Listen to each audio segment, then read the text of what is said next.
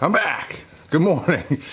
Yesterday I said I might not be here for today because I was running out of stuff to do, but then I realized that this is an opportunity to get stuff done. Like, persistence is the only guaranteed way to success, right? And so even if I just do a little bit today, it's something that gets done and gets us further along on our journey. So welcome to the VFR build. So if I get nothing else done today, I can at least rinse out this fuel tank again, because the other day when we took off this fuel cap, the old fuel cap, and put this new one on here, I noticed that there was more rust than I am comfortable with around this fuel cap area.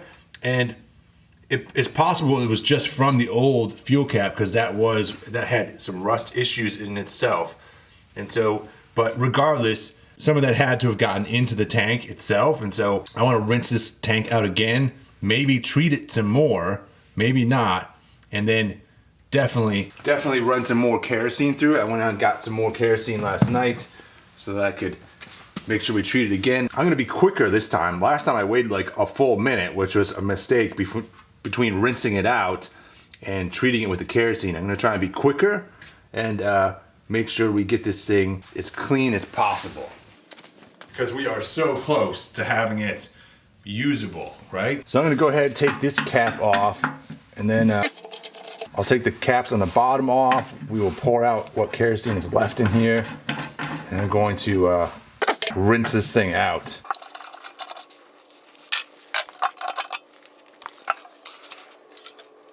I may want to treat it again, just right around the filler stuff, like right in these edges in the back here. It's rusted, right? It's not like super clean metal. And I would like it to be super clean metal if we can get that. And then around here, I mean, this is all sort of surface rust, this orange stuff. There is some paint in there actually, but there is surface rust as well.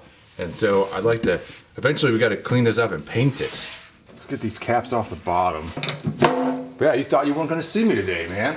But we gotta get stuff done. This is the only way, like just little by little, chipping away at stuff. That's how it happens, you know? Otherwise, it's way too tempting to be lazy, you know? But then my problem is that I get lazy, whatever, and then I sit there, and then all of a sudden, it doesn't take me long for I'm like, I'm bored. This is much more satisfying to be productive.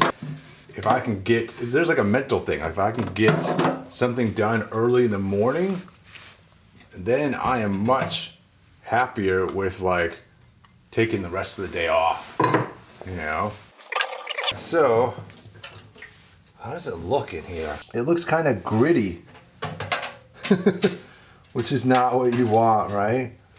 But yeah, it looks like the walls look like they've got texture to them.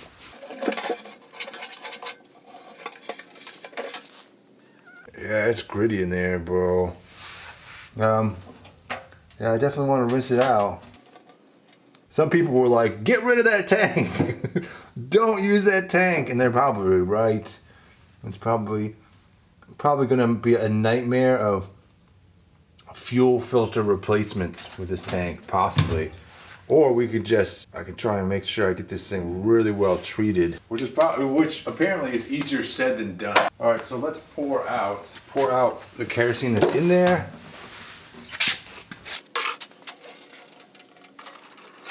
The kerosene is very clear, actually. That's surprising. I thought it might have an orange tint to it or something, but it actually doesn't. Yeah, there's some rust particles like cruising around in there for sure. It's not the cleanest. Somebody else mentioned like they use, I think there's a couple people that mentioned different types of stuff they use. One guy mentioned like a de-liming agent, which I started looking at that, and like CLR. It's not specifically the one he mentioned, but CLR specifically markets itself as a de-ruster, whatever. And that stuff is marketed for like pipes and things, I would assume, you know, but yeah, why not use it for something like this, right? All right, let me rinse this out and we'll be back. I'm gonna quickly try and start drying this thing out so that we can prevent any further rust as much as possible.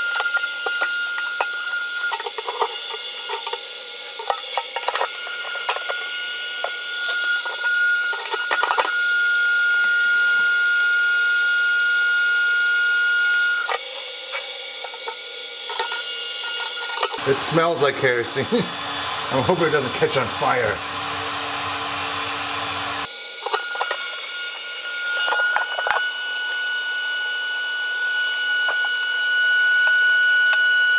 It's getting hot in there. It's like sizzling right here. Ooh, yeah, it's getting hot, man. Still see water though. That's pretty hot. Smoking. I'm gonna fix this tank or ruin it completely. One or the other.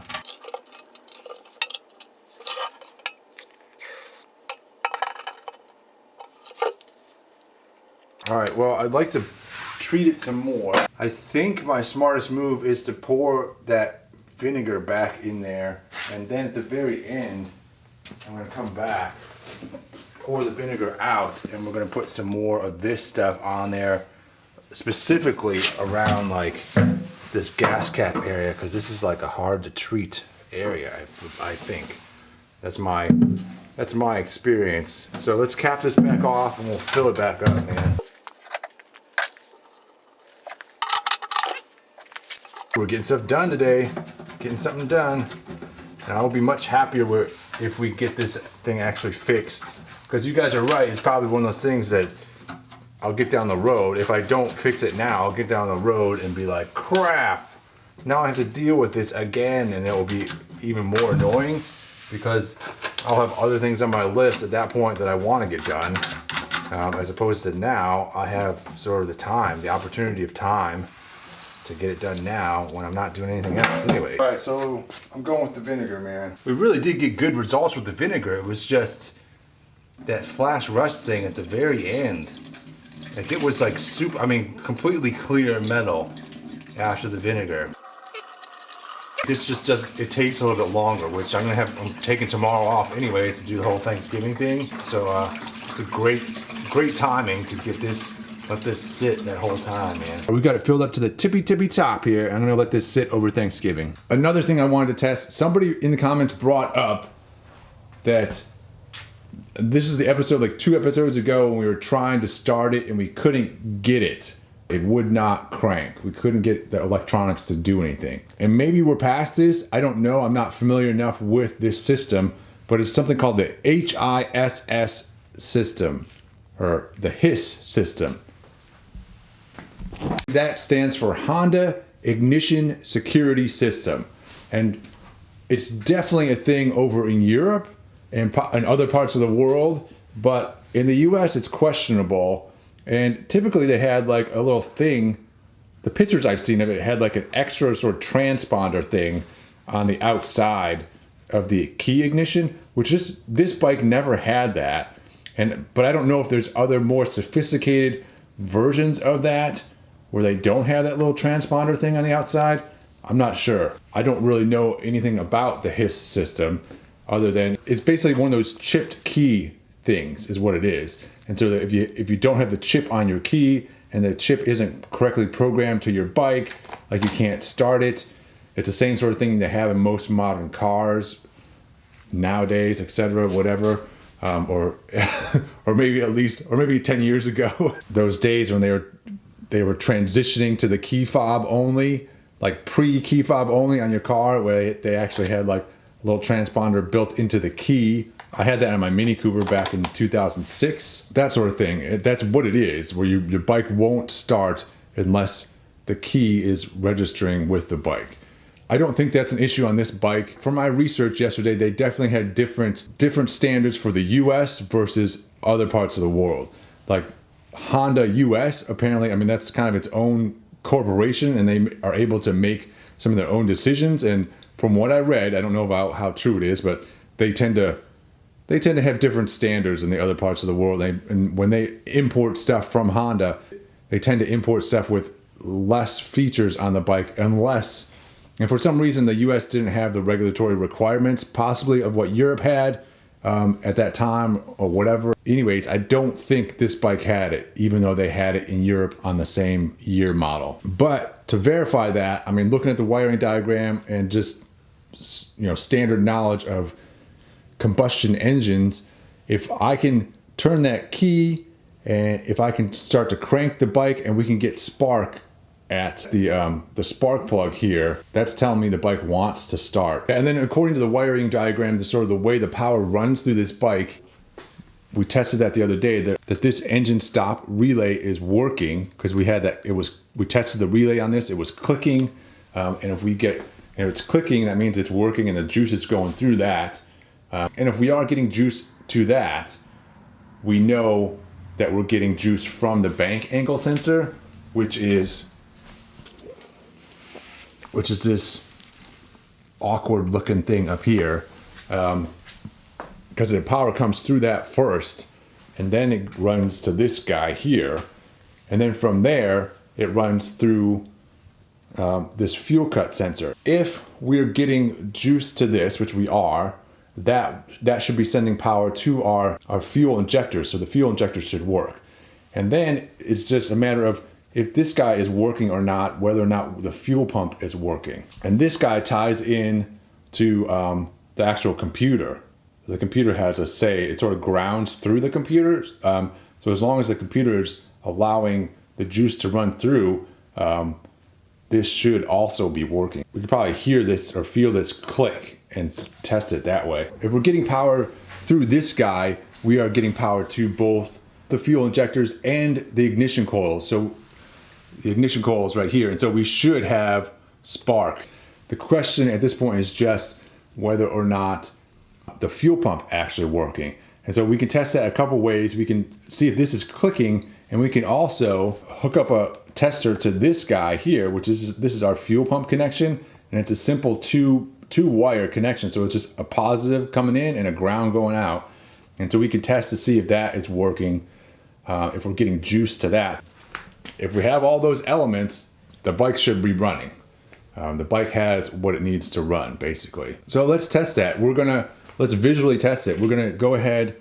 Let's turn the bike on and see if we can feel this stuff clicking back here. See if this guy will click, that relay. And then we'll pull the spark plugs off and see if we can actually see them spark. And then we can also test that fuel pump connection. I'm just doing all this to make sure, checking off these boxes so that when the time does come to try and start this, we're not chasing our tail on some magic ghost that's hiding in the machine that we weren't even aware of before. So I do appreciate that person bringing that HISS system thing to my attention, because whether or not it applies to this particular bike, it does ultimately going to save me a lot of time and frustration, because it is a variable that I was not aware of before, and being able to test that thing and take that variable off the table really helps me out. So I appreciate that. All right, so let's turn it on and see if we can feel this resistor or this relay clicking or not. Yeah, it totally clicks. It totally clicks. All right, so that, I'm pretty confident with that. Let's test the spark here. I'm gonna pull this plug out and we'll see if we can get it to spark. So in terms of the wiring diagram, like just going by that test, everything should be working. Like everything should be getting power. My little magnet. All right, so I'm just going to get my, where did you go off to? This guy. Get my spark plug wire, plug this guy back in, and then we'll just sort of ground it on the bike here somewhere. Let's see if it will spark when we go and crank the engine. Yes. Yes, it sparks. If we've got spark, we've definitely got fuel injector power. And so to test the fuel pump, I'm going to pull out a little light tester here, and I'm going to pull out an extra my little alligator clip wire. I want to ground the one wire, the alligator clip, to the negative on the battery, straight to the battery. And then I'm gonna connect it onto this guy, I hope, because this is kind of a pain otherwise to hold all this stuff. All right, and I know that there should be like a brown wire coming in that is, all right, so it's this guy here. This is our fuel pump right there. This has got to be our fuel sender, and this is our fuel pump. So the brown wire, which one is that? I can't tell. I'm just trying to see where the wires go on this thing.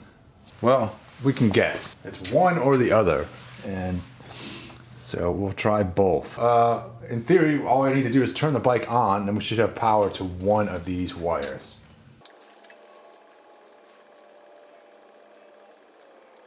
Crap. My theory is not working. I was so confident that this was gonna work, man. How else can I test this thing? I'm curious. Hold on.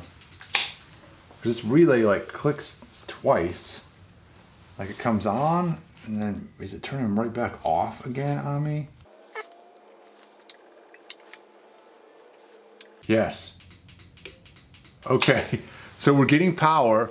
The fuel, all right, so the computer is doing something here where I'm getting power through this fuel cut relay. I can hear it click on, and then I can hear it click off, because the computer is allowing the ground to go through and then not allowing it. And why would that be? Crap. I wonder if it's like because we don't have full ground here or something. Like it's not, like this stuff isn't plugged in, and the computer knows that. It doesn't have the proper resistance or whatever going through there, and it just turns it back off. Like the computer's clearly reading something and going, oh, it's not right, and it turns the fuel pump off. Crap, what is it? I mean, I have not disproved the hiss theory, but I don't see anything on the wiring diagram. The hiss thing is not mentioned in my service manual at all, and it is for this year model. The service manual is for this year model, so, and it is a US service manual. I can't find anything online that verifies one way or another, like what year they started doing this for Honda in the US. Like that's hard information to come by. So we know that these, well, I'm not sure about the fuel sender, whether or not that works, but we're pretty darn sure the fuel pump does not work. But I'm gonna plug this stuff in anyways and see if that relay will stay on. Just sort of trying in a weird, feeble attempt to test my theory of whether or not it's just a resistance thing within the system, and whether that resistance is actually at this point is a whole nother question. It could be elsewhere on the bike, something else that's not plugged in or whatever.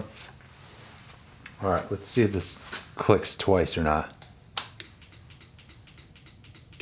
Ah, still clicks twice. All right, so I need to do more research on this hiss system thing. So the other thing I sorted out was this bank angle sensor. The other day I was thinking about replacing this with like a newer one, or trying to figure out a way to bypass this, and I have figured out a way to bypass it. Apparently it's a fairly common thing with guys that have stunt bikes of this era, because all the Honda stuff had this same bank angle sensor at this time, and so they figured out a way to bypass it so that they can, you know, do giant wheelies and stuff and not have the bike shut off on them. Basically, if you look at the wiring diagram, how this works is it has power that comes in, and as long as the little like weeble wobble thing inside here that moves around, and as long as that guy's within the correct range, it will send, the power will come in, and then the power will go back out. And so it's basically like you can just bypass this whole thing by connecting the two of these wires together, and then the power just goes straight through and bypasses this completely. The other thing I talked about yesterday was the front end. What I'm going to do with this, man, look, you can probably see that on camera how bent this is. Like it just kicks out. So I talked about that yesterday, that I need to replace this front end. I'm not happy with this braking system, how ginormous and how many wires and how many tubes and stuff, hoses there are on that thing. I find it very ugly. Somebody mentioned that they love the linked brake system. They think it works really well on the VFR. I think that's awesome, but because I'm not going to be putting a bunch of fairing stuff back on here, like this is all going to be more exposed and visible, and I just don't like the way it looks, man. But so I was looking up options. I'm basically down to two options, which is either I go full custom and make my own front end for this thing, or I go like sort of partial custom where I buy some off the shelf parts where there's like zero or very minimal fabrication involved. And so I'm doing some research on that. You can basically buy the triple clamps off of a different bike, and they will fit onto the head tube for the frame. And because they had like the steering stem here in the middle is the same as the steering stem on this bike. So, and the bearings and everything are the same, and so you should be able to just swap out these triple clamps for the different triple clamps that have a bigger diameter clamps on the sort of stanchion tube section here, and then you can swap in the upside down forks off another bike and put those on. Surprisingly easy upside down fork swap, and then I can use the wheel off a different bike, the brakes off a different bike, and all that stuff I can just swap right over. So that's one option. I looked up all the parts and everything for that, and that would be right around $800 to do that swap, which is a decent amount of money. But if I were to do the full custom thing, like in theory that saves some money, but surprisingly it doesn't save that much more money. I would still need the wheel, I would still need the brake system, and really that just eliminates the need to purchase like these stanchion tube things and the triple clamp stuff. And that in and of itself is like $350 right there. So it's about half as much, but you add money back on for the materials. Like I would make it out of aluminum, and then I would need a shock to go up there, and then that would be sort of back up probably $300 again. So it might save me $50, but then I would have all this time fabricating it as well. So there's a time cost involved there, even though I would really enjoy that. So the difference in cost is pretty much absolutely negligible. The only downside that there basically is for the upside down fork swap, looking at the top of the bike here, the top clamp here, if you can imagine, so this is our steering stem in the middle, there's a nut right there, and then you've got your two stanchion tubes right here,